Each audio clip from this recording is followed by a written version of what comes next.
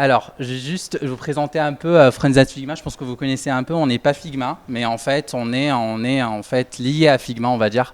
On n'est pas des salariés chez Figma, mais en fait, on est une communauté en fait qui parle Figma, mais pas que, parle design aussi.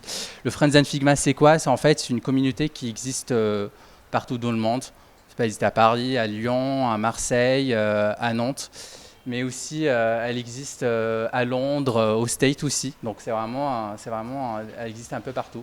Donc en fait, elle est là pour faire parler design autour d'une communauté. Design, design ops, du dev, du product management, c'est vraiment des sujets qui sont liés à design d'une manière directe ou plutôt indirecte. Alors on est trois, j'ai la slide après. On est trois. Il y a moi qui est design ops chez Canal. Il y a Pierre-Antoine qui est lead product designer chez SC1 qui est juste derrière vous. Et il y a aussi l'autre Hugo. Et qu'en fait, il y a un poste de product designer qui est ouvert. Ouais. Donc n'hésitez pas à postuler.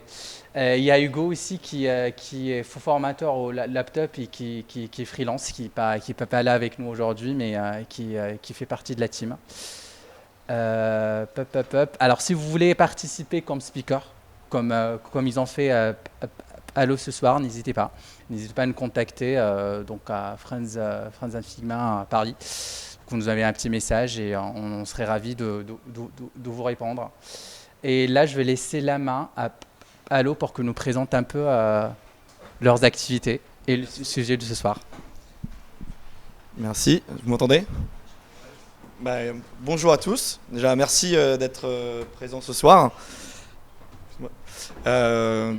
Pour vous introduire, moi je m'appelle Mathieu Rich, donc je suis account manager chez Palo IT et j'ai notamment en charge la relation avec Citeo, dont on va parler ce soir. Donc j'aimerais d'abord remercier du coup Friends of Figma, je rends l'appareil, et puis Citeo aussi, hein, avec qui on co-organise l'événement de ce soir. Vous l'aurez compris, nos deux speakers vont vous livrer leur best practice et leur expérience sur l'UX Research dans un contexte d'économie circulaire. Et avant de leur laisser la parole, peut-être quelques mots sur Palo. Je ne sais pas si vous nous connaissez ou pas. Palo IT, on a un cabinet de conseil international de tech qui a été créé en 2009. On va bientôt fêter nos 14 ans d'ailleurs. Je crois que c'est en septembre, il me semble. Et puis, qui rassemble une communauté en fait, salariés, d'experts, product, tech et évidemment designers, d'environ 700 personnes réparties sur 9 pays. Dont la France, où on est présent notamment à Paris évidemment, mais aussi à Bordeaux, à Nantes, à Toulouse et à Lyon. Et donc Palo IT, on a à mon sens en tout cas, deux singularités dans le paysage des ESN en France. La première, c'est d'abord notre approche et modèle de delivery. On a l'ambition d'adresser directement les objectifs stratégiques de nos clients par la démarche produit, en faisant émerger des nouvelles idées de produits digitaux ou de services digitaux d'ailleurs, et qu'on va adresser par la conception et le développement sur mesure d'applications web et mobile. Et deuxième singularité, c'est un engagement très fort sur ce qu'on appelle l'impact, l'impact positif. Donc d'abord l'impact pour nous, puisque on a décidé de changer nos statuts il n'y a pas très longtemps pour devenir entreprise à mission, mais également en processus de certification B Corp. Je ne sais pas si ça vous parle, mais on aura l'occasion d'en reparler derrière, dans l'ensemble de nos bureaux à travers le monde.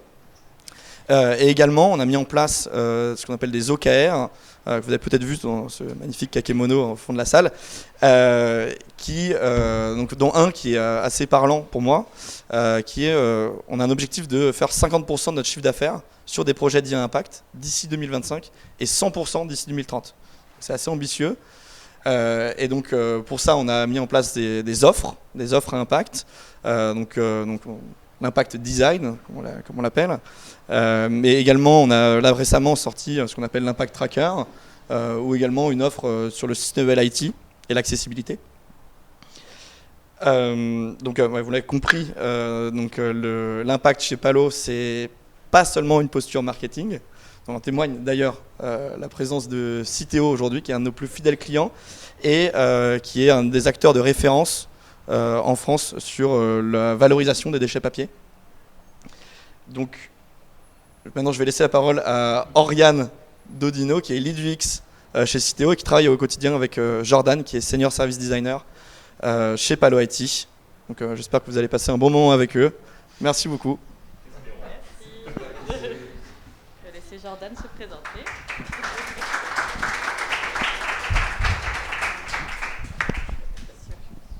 C'est bon. Donc bonsoir à tous. Donc merci pour l'introduction, Mathieu. Donc du coup moi c'est Jordan. Comme Mathieu vient de le dire, je suis designer de service. Ici de formation plutôt art appliqué, design industriel, produit, et puis par la suite design de services apparentés systémiques. Et du coup j'ai fait mes débuts à Londres, notamment mes études mais aussi mes premiers jobs. Et là-bas le principe de serviciel est un petit peu plus ancré dans les mœurs qu'en France. Donc j'ai pu explorer beaucoup de choses. Et puis après, j'ai évolué de cabinet de conseil en cabinet de conseil en France, comme beaucoup d'entre nous. Et j'ai mis quelques noms de clients que j'ai eus, notamment Nasdaq, Airbus, qui peuvent plutôt parler à tout le monde. XAPA, qui est un organisme qui s'occupe plutôt du développement durable, pour accompagner notamment sur les cultures en Indonésie, etc., dans plein de lieux. Et donc Citeo, avec qui je travaille aujourd'hui. Bonsoir, moi c'est Oriane Dodino, je suis lead UX UI designer depuis quelques mois à Citeo, mais avant ça j'étais consultante chez eux depuis 2 ans, ça va être mes 3 ans cet été chez eux. J'ai démarré en BTS graphique de design graphique multimédia et en Thaïlande notamment, en start-up, agence, puis freelance et cabinet de conseil. Et donc voilà, maintenant Citeo aujourd'hui. Et du coup, on va dire quelques mots sur Citeo, parce que donc effectivement, il y a les emballages papier, mais il y a aussi les emballages ménagers. Donc en fait, Citeo, ça va être une entreprise à but non lucratif, qui est privée, mais qui est agréée par l'État, pour s'occuper en fait de tout ce qui est recyclage des emballages ménagers et papier en France. C'est la poubelle jaune, en gros, que vous voyez partout. Donc ça vient de récolter l'argent des entreprises qui ont mis sur le marché des emballages. On prend cet argent, on va le redistribuer aux collectivités. Donc ça fait aussi partie des personnes à qui on va s'adresser. On va distribuer cet argent aux collectivités qui vont justement s'occuper de la récolte, de payer les éboueurs, de s'occuper des camions, etc. et d'acheminer après tout ça aux usines de tri et de surtri. Notamment le périmètre dont va s'occuper Jordan beaucoup. Donc on a plein d'outils digitaux qui vont permettre de faciliter ça. Et l'autre partie un peu plus connue de Citeo, en tout cas pour le grand public, c'est qu'il va y avoir des applications comme le guide du tri pour savoir quoi trier, quoi mettre dans le bac ou non. Donc voilà, c'est pour vous expliquer un peu le périmètre de la boîte. Voilà. Merci à tous les deux pour cette présentation. Avant d'entrer dans le vif du sujet à proprement parler et vraiment aborder en détail la recherche utilisateur et les différentes pratiques qui sont associées, je veux bien vous Est-ce que vous pourriez déjà nous donner votre vue d'ensemble en fait, du design? Effectivement, alors slide un petit peu représentative, j'imagine que vous avez tous connu ça d'une manière ou d'une autre. Les métiers du design, il y a un peu de toutes les sortes, tous les noms possibles et imaginables. Il y a beaucoup de modes, ça change tous les 3-4 ans, 5 ans. Avec l'évolution du métier, de toute façon, il y a aussi plein de noms qui apparaissent. Et malgré tout, en face, pour le client, pour votre employeur, finalement, on est un peu un groupe d'artistes. C'est parfois compliqué d'expliquer la plus-value ou ce qu'on fait exactement. Et la multitude de tous ces termes-là peut un peu brouiller de toute façon l'explication de ce qu'on fait. Bon, j'apprends rien à personne, hein, mais l'idée là, c'est de vous montrer un peu comment nous on classe les différents métiers pour un peu mieux comprendre ce qu'on va expliquer à la suite. Et donc, concrètement, notre vision du design, et c'est comme ça qu'on l'applique notamment chez Citeo, ça va être grosso modo ces 4 gros blocs. Avec une partie, si on commence plutôt en bas à droite ici, qui est très en amont côté stratégie, une partie plus recherche, une partie UX et une partie UI. En général, tous les designers UX UI vont être un peu partout, avec des aptitudes plus d'un côté, plus de l'autre. C'est aussi pour ça qu'on a parlé de notre background juste avant, parce que nous, ça nous permet tous les deux d'être complémentaires chez Citeo. Très rapidement, pour ma part, du fait de mes études en service et en recherche, j'ai plus d'aptitudes sur la partie basse et j'ai été plus souvent amené à travailler sur des sujets de strat, de design strat par exemple, et de recherche assez longues. En général, je fais des recherches qui durent souvent 1 an et demi, ce genre de choses. Et puis jusqu'à la facilitation d'ateliers, toutes les parties UX. Et puis, par contre, en UI, moi, je suis beaucoup plus faible que d'autres. Et à l'inverse, donc Oriane a des compétences bien plus élevées sur la partie UX et UI, et un petit peu moindre sur les premières phases, ce qui fait que tous les deux chez Citeo, sur les sujets un peu qu'on a en commun, on est capable d'aller en profondeur un peu sur tous les niveaux. On sait que c'est pas toujours évident, en général quand on est placé chez un client ou même employé, on est souvent seul designer sur un sujet. Parfois sporadiquement on va être accompagné par certains, mais c'est assez rare d'avoir la chance de travailler à plusieurs sur les mêmes sujets. Et donc nous on a la chance d'avoir du coup un cercle commun qui nous permet de traiter un peu toutes les phases. Donc tout ça pour dire que ce classement qu'on fait en 4 grandes parties, on a repris un schéma que vous connaissez probablement, hein, les types de delivery model produits, tout le monde en voit au quotidien. Petite spécificité qu'on a rajoutée pour inclure la 4e brique, qui est la partie un peu stratégie au début, qui reprend également un double diamant. Pour tout ce qui va être recherche dit exploratoire, qui va aider soit la strate d'entreprise, soit à clarifier certains enjeux, par exemple. Mais c'est avant d'avoir une roadmap définie et même des directions produits dans lesquelles, après, on va venir refaire le double diamant, qui est là est beaucoup plus commun. Nous, chez Citeo, du coup, c'est souvent des projets très longs et on a la chance de pouvoir démarrer dès ces parties stratégie-là. Et du coup, on vient switcher sur la partie plutôt design UX research, qui est finalement toute cette partie de recherche exploratoire, mais qui va venir aussi sur toute la première partie du double diamant. Et en général, quand on parle du UX et de la recherche en UX, on va retrouver la fin de cette UX research, finalement, qui est un peu le début pour le travail des UX. Donc cette phase, elle s'étend tout là. Et ensuite, donc on a la user experience qui reprend ce double diamant et qui va jusqu'au test des premiers écrans, etc. Bon, je vous apprends rien. Et puis la partie UI qui elle vient donc toute cette partie maquettage, test des prototypes et puis filer au fur et à mesure des sprints, etc. Petite particularité, vous voyez, il y a des grosses parties là où il y a des grosses interventions par bloc. Mais l'idée est de comprendre que ça file quand même jusqu'à la fin du delivery model. Et que de toute manière, tout ça est itératif. Donc on va avoir des phases de chacune de ces briques-là qui reviennent en permanence, peu importe la vie du projet, peu importe les phases où on est, on va forcément avoir des briques qui reviennent. Mais voilà, c'était pour clarifier surtout l'idée qu'on a ces 4 gros blocs-là, peu importe les noms qu'on met dessus, de spécificité, de compétences design, à nos yeux. J'ajoute que cette modélisation-là nous a été très utile chez le client, notamment pour faire comprendre et évangéliser l'UX, où est-ce qu'il peut intervenir, parce qu'il n'y avait pas du tout de designer il y a 3 ans chez Citeo.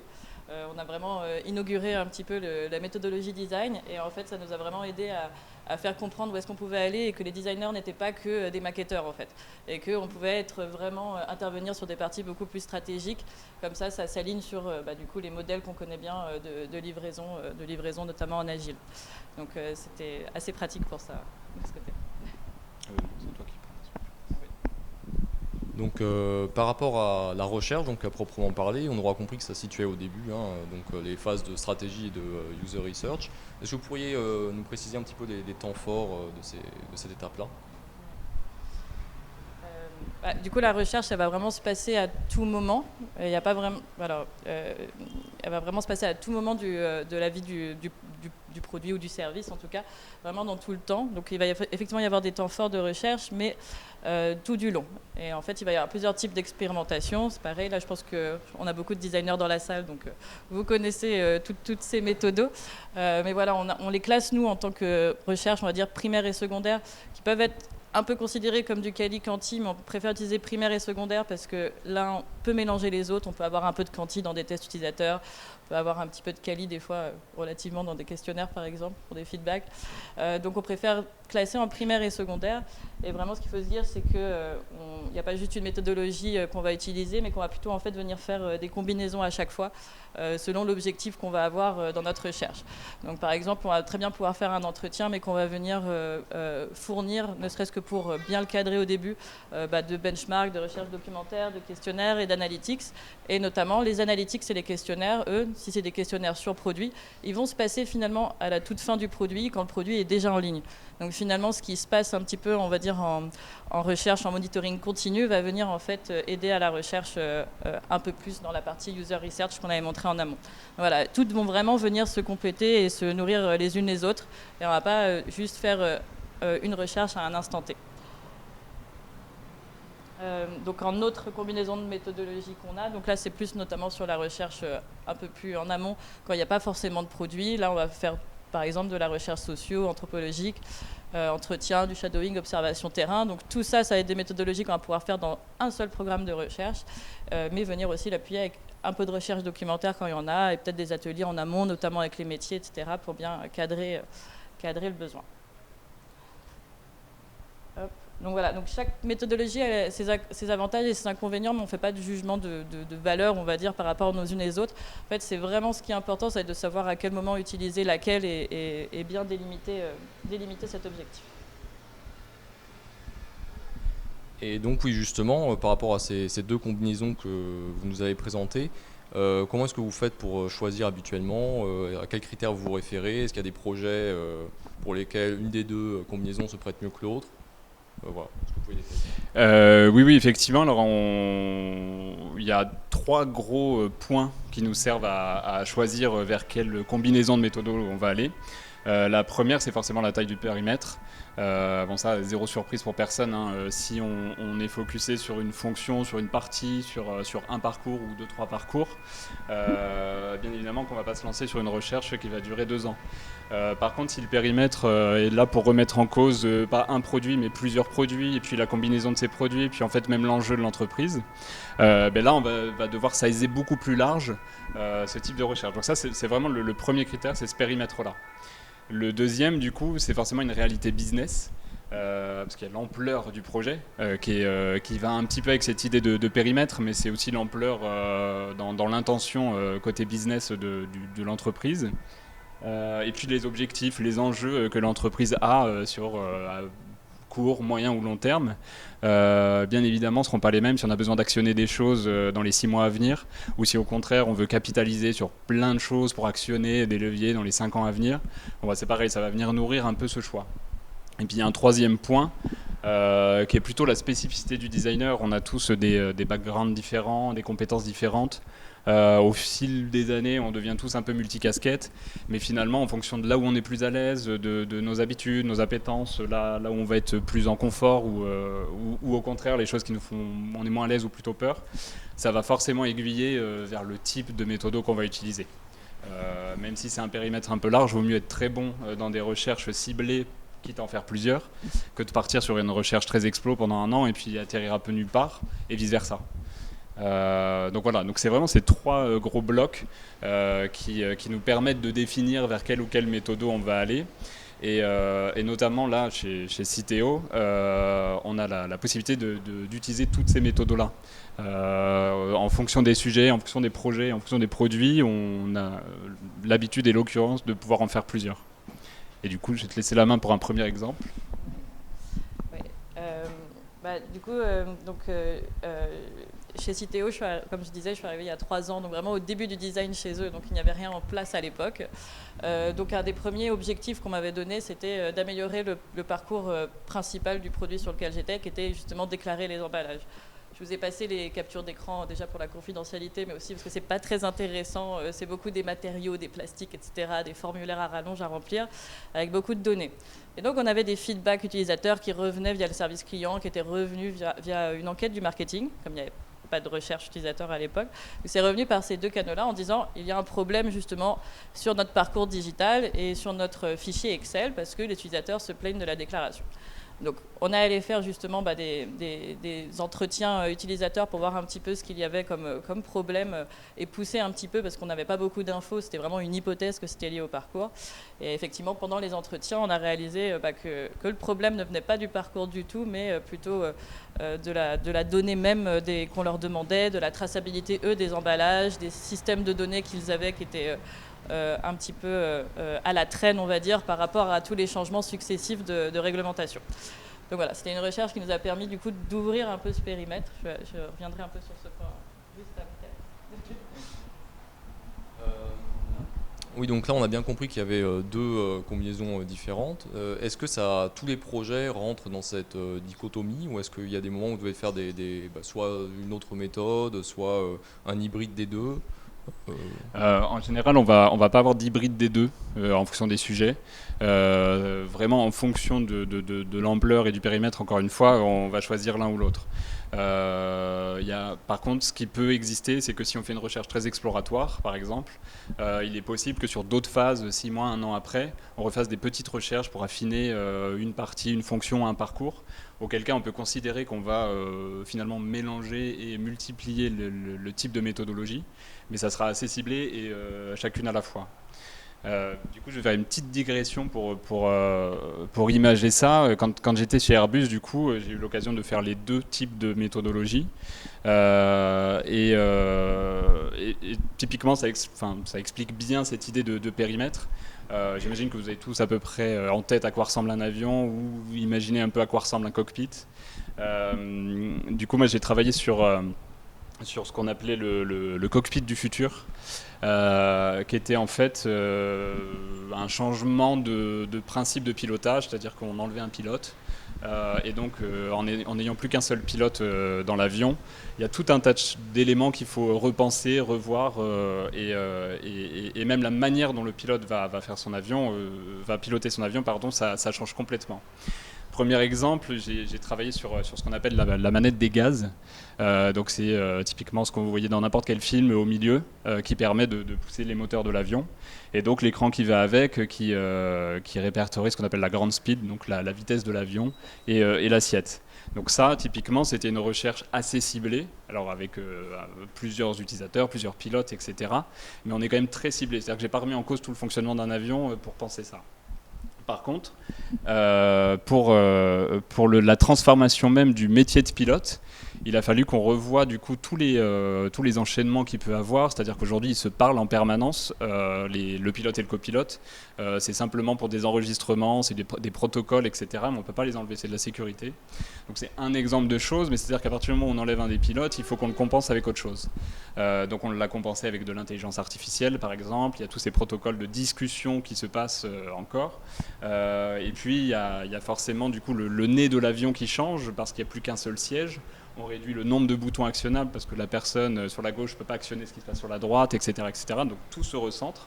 Et donc du coup là on tombe dans un environnement où on a besoin de travailler avec les aéroports, la tour de contrôle, le pilote, comment il va être capable de faire les tâches qu'il réalise jusqu'à présent alors que maintenant il est tout seul. Et donc il faut revoir tout ça. Et donc ça passe par du non physique parce que c'est sa manière de piloter, ça passe par du physique parce qu'on refait tout le nez de l'avion. Donc là c'est le cockpit qu'on avait construit. Donc il y a un peu d'objets, il y a du produit, et puis il y avait des écrans en plus digitaux qui lui permettent de réaliser un nombre incalculable de tâches en restant sur un point central. Donc du coup là on se rend bien compte que pour faire tout ça, c'est un peu comme le design systémique, c'est-à-dire qu'il y a tellement de choses qui rentrent en jeu qu'on ne peut pas envisager d'avoir simplement une série d'une dizaine de questionnaires ou d'entretiens face-to-face avec un certain nombre de pilotes. Ça passe forcément par des recherches terrain, des vols d'essai, des échanges avec les tours de contrôle, tous les contrôleurs européens par exemple, etc. Donc c'est vraiment très très large, et pour le coup cette recherche-là a duré un an et demi, avant d'avoir les premiers résultats qui ont dû ensuite être abondés par d'autres recherches plus ciblées en fonction de chaque dispositif qu'on avait envisagé.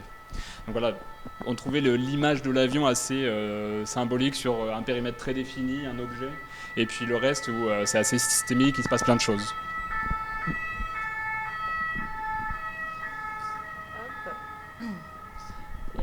Du coup, pour revenir sur Citeo, donc comme je disais tout à l'heure, justement, on a remarqué que le problème ne venait pas uniquement du parcours, mais était justement bien plus systémique. Mais en fait, en cherchant un peu, on se rend compte qu'on ne connaît pas beaucoup ce qui se passe au-delà de finalement cet utilisateur-là dans une entreprise qui vient déclarer chez nous. En plus, ça peut être un comptable, comme un expert PAC, comme un stagiaire. On a un petit peu tous les profils. Personne ne sait qui doit faire ce rôle. Et on ne sait pas trop ce qui se passe à l'arrière dans les boîtes. Donc justement, on va lancer bientôt, on est en train de faire la stratégie pour lancer une recherche plus de stratégie, où là vraiment on va aller justement à la rencontre et vraiment découvrir tout l'écosystème et donc plus partir sur un plan de recherche d'1 an et demi pour réussir à voir en fait finalement comment circule la donnée. Et en fait, via ça, venir vraiment dessiner un peu mieux quels sont vraiment tous les acteurs par rapport à ça et identifier des nouvelles opportunités aussi pour l'entreprise. Et du coup, ce qui est l'avantage là de l'équipe qu'on a et d'avoir fait un petit peu finalement ce diagramme de compétences et de voir où sont aussi les forces et on va dire les faiblesses de chacun, ou en tout cas le manque d'habitude. Ça nous permet aussi du coup à plusieurs designers de pouvoir mettre des recherches comme ça en place que tout seul on n'aurait pas forcément été en capacité sans coaching ou peut-être sans formation en amont. Donc ça peut être important aussi des fois d'ouvrir et d'aller au-delà de sa zone de confort par rapport aux recherches.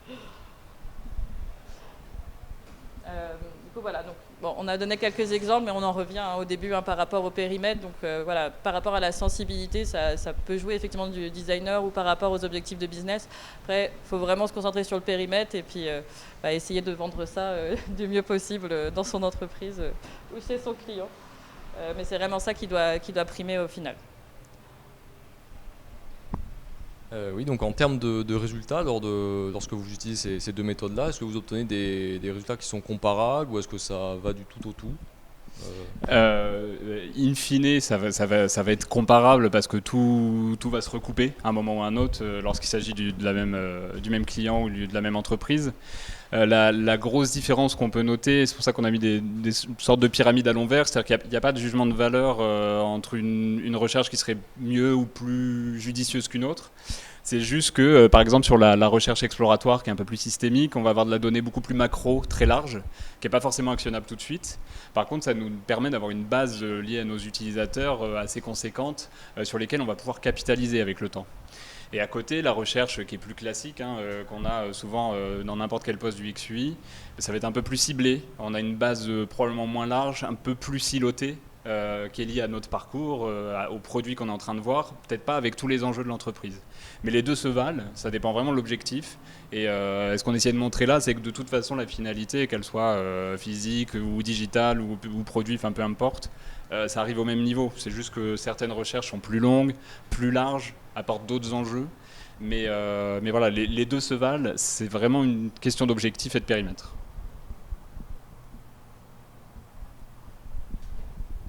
Ok, et donc en termes de finalité, comment est-ce que ces résultats, vous allez pouvoir les exploiter dans les phases suivantes, qui étaient donc User Experience et User Interface ?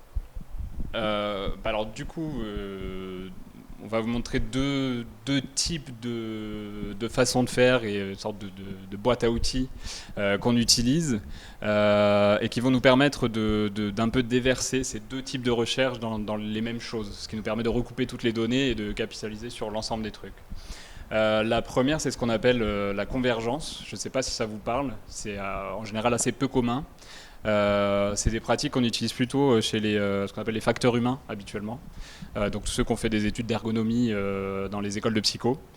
Quand on fait des recherches très larges, très macro, il y a un petit exemple de post-it derrière. On a des quantités astronomiques de données. Là, je viens de terminer une phase de recherche de 8 mois sur un des acteurs qu'on a chez Citeo. J'ai récolté à peu près un peu plus de 4000 verbatim. Donc c'est colossal. Ça ne se traite pas en 2 secondes, c'est souvent un peu pénible, même la phase de traitement de ces données-là. Mais on a besoin d'avoir une instance de plus pour pouvoir rassembler tous ces mots et ces insights pour créer des choses actionnables dans l'entreprise. Cette convergence permet d'un petit peu digresser et de ne pas suivre à la lettre la moindre donnée qu'on a, mais de faire du genre de patates, de rassembler un peu largement des idées qui se recoupent. Et on va faire un genre de fichier, si tu peux passer à l'autre. Une sorte de présentation, alors ça ressemble vaguement à ce qu'il y a sur le tableau, c'est une illustration, Mais on va avoir comme une phrase topique qui représente une partie de ce qu'on a découvert. On va y mettre en dessous, on va dire, entre 6 et 10 verbatim positifs ou négatifs qui justifient l'idée. Et en dessous, on va rajouter une sorte de ce qu'on appelle des way forward, de ce qu'on va suivre comme hypothèse liée à cette découverte-là. Ce qui se passe, c'est que la session de convergence, elle se fait avec les utilisateurs que vous avez rencontrés. Alors, en général, tout ou partie, ça dépend combien vous en rencontrez. Si vous en avez rencontré une centaine sur un an, vous n'allez pas les mettre les 100 dans une salle. Mais l'idée de ce moment-là, c'est peut-être jusqu'à 20 personnes. C'est qu'en présentant ces résultats-là, certains vont se reconnaître en disant « Ah oui, c'est moi qui ai dit, ça c'est vrai, effectivement, il ne faut pas l'oublier. Ça, bah oui, moi, ça ne me va pas, c'est un vrai pain point. » Et en fait, ils vont pouvoir en discuter entre eux et ça va affiner l'analyse qu'on en fait. Parce que chacun va avoir un peu d'acceptance, ils vont se dire ok, donc toi ta problématique est plus comme ça, je comprends, je peux un peu ajuster, et ça va nous permettre à la fin de cette séance-là, en ayant tous ces ajustements, d'avoir finalement des hypothèses de travail hyper consolidées, malgré qu'on sort de 4000 ou 5000 verbatim, insights. Et donc, de ce fait, quand on va aller ensuite prendre des décisions au niveau de l'entreprise, les copiles, etc., quand ils vont dire « Ok, on va aller vers ce sujet-là, peut-être ce nouveau service-là, ou alors on va repenser tel ou tel outil », ça permet d'avoir un argumentaire presque indestructible. C'est-à-dire que non seulement c'est des recherches très longues qui sortent du terrain, mais en plus ça a été consolidé et accepté par les utilisateurs eux-mêmes. Donc vraiment, cette phase est très importante quand on fait des recherches très larges. Et le deuxième ? Et le deuxième, du coup, on est en train de mettre ça en place, pareil, chez Citeo. Donc on a démarré il y a 3 mois. Je pense que si vous devez commencer à connaître ce nom, parce que ça a fait le buzz en ce moment, c'est tout ce qui est Atomic Research. Donc on est en train de mettre en place un repository, donc un centre de documentation de recherche utilisateur. Donc, pour expliquer rapidement, en quoi ça consiste, c'est qu'en fait, on va avoir un centre on va diviser finalement la recherche utilisateur en atomique, un peu comme un Atomic Design System que vous connaissez peut-être mieux pour tout ce qui va être composant et UI. Il y a finalement cette même méthodologie qui est appliquée pour ce centre de documentation. Donc, en fait, on va prendre tout ce qui va être expérimentation, ça va être donc la typologie de recherche, enfin, quelle action, où est-ce qu'on a trouvé ça. Donc, ça peut être des entretiens, ça peut être des tests utilisateurs, ça peut être justement une remontée de questionnaires, ça peut être vraiment n'importe quelle typologie de recherche. Donc ça, c'est où est-ce que ça s'est fait. Et après, on va faire ce qu'on appelle des faits, des nuggets, des fois ça s'appelle, ou des facts. C'est des petites phrases qui doivent être rapidement lisibles. Donc c'est des choses qu'on a entendues, qu'on a vues ou qu'on a trouvées en analytics. Et donc on va pouvoir mettre tout ça.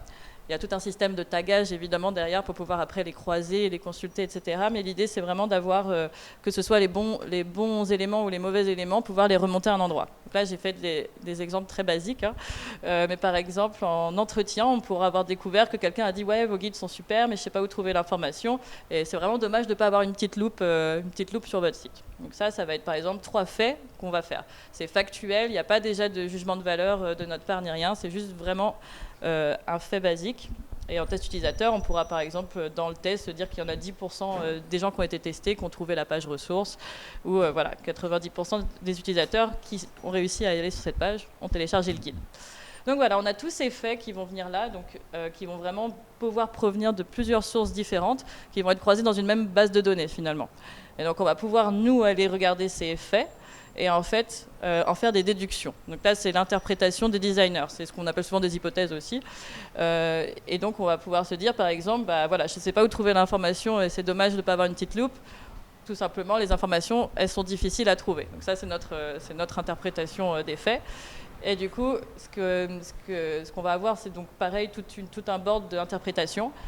Et en fait avec ces interprétations on va dire qu'est-ce qu'on va pouvoir faire de ces interprétations.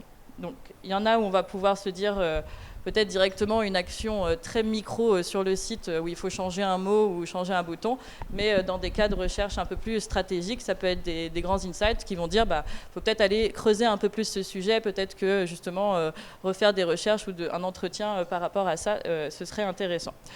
Donc, dans notre contexte, comme vous avez vu, on a quand même pas mal d'acteurs au niveau de la source. On a aussi beaucoup de produits digitaux. Et en fait, même si c'est des acteurs différents et des produits, on a beaucoup de problématiques communes. Donc, on a commencé à mettre ça en place, que ça nous permet vraiment de croiser au sein d'un produit, mais aussi en fait entre nos équipes, toutes ces réalités-là. hop. Donc voilà, ça va, les quatre grands takeaways. Hein, donc c'est un peu dur à mettre en place, mais ça vaut vraiment le coup. C'est ça qu'on essaye de dire ici. C'est que du coup, ce centre de recherche va permettre de vraiment aider la transversalité, donc comme je disais, entre les produits et entre les designers aussi, et entre les équipes. Hein. Ça va permettre aussi une cohérence et une standardisation parce que ça oblige tous les chercheurs à suivre du coup le même plan de recherche, avoir la même formulation pour tout ce qui va être les faits, pour tout ce qui va être interprétation. Donc ça nous permet aussi de beaucoup parler de méthodos, de process, de s'aligner et que du coup, si on bouge dans la boîte aussi, ça permet aussi à tous les acteurs qui sont un peu moins familiers du design d'avoir cette sorte d'uniformité dans le message que nous on donne et de la manière dont on va finalement restituer nos recherches. On va capitaliser évidemment, parce que c'est pareil, il peut y avoir du mouvement, des designers qui partent. Les temps peuvent être très longs, par exemple sur une recherche de 8 mois, les choses qu'on va actionner dessus, c'est pas du temps court. Ça veut dire que c'est la stratégie de boîte qui peut s'étaler sur 5 ans, voire plus. Donc c'est très important aussi pour nous d'avoir une base de connaissances qui va être durable, avec vraiment une historisation et le fait de pouvoir rechercher facilement dans les recherches. Parce qu'en règle générale, on a des PDF ou des guides de notes qui traînent dans des endroits, etc. Mais on n'a pas un endroit où tout est centralisé. Et après, comme je disais tout à l'heure, ça permet vraiment de faire aussi une analyse approfondie parce que ça nous permet aussi de voir des choses qui n'ont pas forcément été traitées dans une recherche ou qui étaient un peu isolées. Dans, par exemple, 15 entretiens, c'était un petit peu isolé, mais finalement, on voit que ça a été redit par ailleurs. Donc là, on arrive justement à en faire une interprétation, ce qu'on n'avait pas réussi à faire dans juste les premiers entretiens. Donc voilà, c'était les 2 bonnes pratiques. On n'a pas voulu vous faire une liste à la Prévert de toutes les bonnes pratiques des designers, mais c'est 2 livrables qui nous tiennent en tout cas beaucoup à cœur. Et l'important aussi de ce livrable-là, c'est aussi que ça nous permet finalement de croiser les 2 types de recherche. C'est-à-dire que comme avec tout un système de tagage dans nos tableaux, on va pouvoir recouper la moindre donnée qui passe.